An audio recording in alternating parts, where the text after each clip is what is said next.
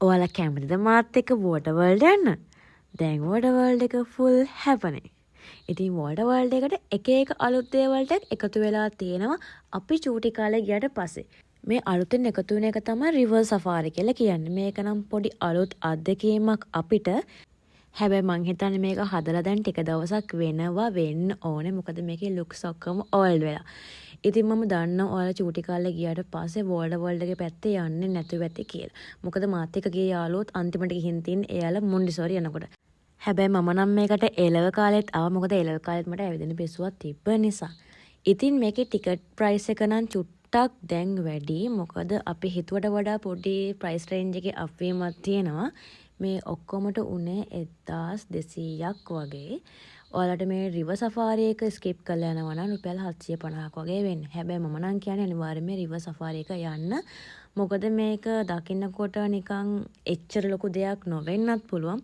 හැබැයි ඉතින් අපිත් වතුරේ මාළුත් එක්කම ගමන් කරනවා වගේ පොඩි ෆීල් එකක් මෙතනින් තියෙනවා.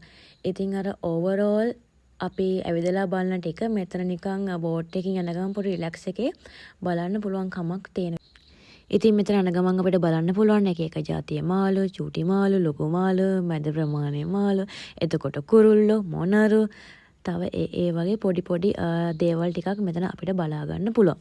දැන් පොඩ්ඩක් සෝලෝ ඩේට් නැත්තම් ඩේටින් කියන සංකල්පය පොඩ්ඩක් පුළුල්ව විහිදලාන තියෙන්නේ. දැන් හැමෝම වගේ ඩේට් එකක් යනවා. ඉතින් ඔයාලට ඩේට් එකක් යන්න හොඳම ප්ලේස් එකක් තමයි මෙතන. ඔයාලගේ ෆුල් ඩේ එක ෆුලි එන්ජොයි කරන්න පුළුවන්. ඔගේ පාර්ට්නර්ත් එක්ක නැත්තම් යාළුවොත් එක්ක නැත්තම් තනියම හරි කමක් නැහැ. ඉතින් මම මෙතනට ගියේ මගේ ඉස්කෝලේ යාළුවෙක් සහ මගේ කැම්පස් යාළු නංගි කෙනෙක් එක්ක. මේ ඉන්නේ යාලා. හායි. මේ බෝට් සෆාරි එකෙන් පස්සේ මම ඔයාලට පෙන්වන්නේ අන්ඩර් වෝටර් ටනල් එක. ඉතින් මේකත් ඔයාලා දකින්න ඇති ටීවී එකේ එහෙම යනවා.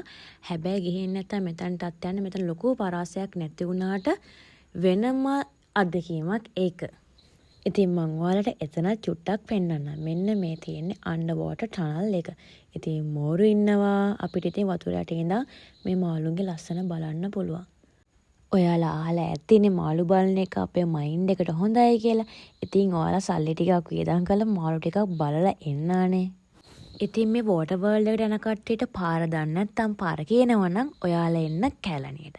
කැලණියට ඇවිල්ලා 226 හරි 224 හරි බස් එක අරන් වෝටර් වර්ල්ඩ් එක ළඟින්ම බහින්න පුළුවන්. දැන් මම පෙන්වන්නේ පොඩි ෆිෂ් තෙරපි එකක්.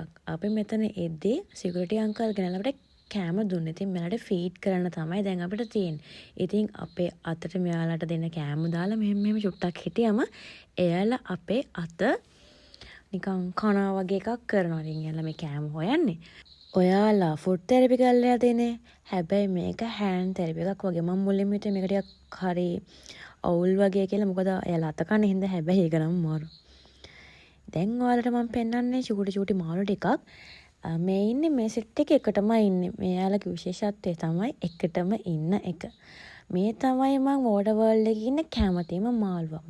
මේගේ නම මට මතක විතර ලයන් ෆිෂ්. මෙයාට තමයි මම වැඩිපුරම ආදරේ. මොකද එයා ලස්සන නිසා එයාට තියෙන මහා අමුතු ලොකුකමක්. සෆාරිය තාම ඉවර නැහැ.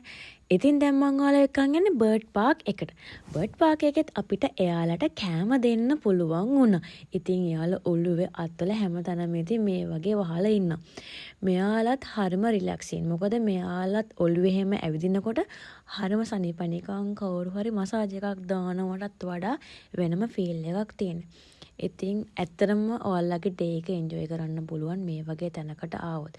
එතකොට ඔයාලට පුළුවන් මෙයාලට කන්න දෙන්න, එතකොට කතා කරන්න, ෆොටෝස් ගන්න ඕනේව කරන්න, ඕන දෙයක් කරන්න පුළුවන්. මේ ඉන්නේ සුදු මිශ්‍ර මොනරෙක්. මට මෙයාගේ නම නම් මතක නැහැ දැන්. කොහොම හරි මේ ආඩම්බරකාර මොනරා වෙලාවට අපි එතනට යනකොට පිල් විදහලා තිබ්බා. ඉතින් ඔයාලා මේ වීඩියෝ එකට කැමතිද? තව මේ වගේ වීඩියෝස් ඕනේද? එහෙනම් කමෙන්ට් එකක් දාන්න. බයි.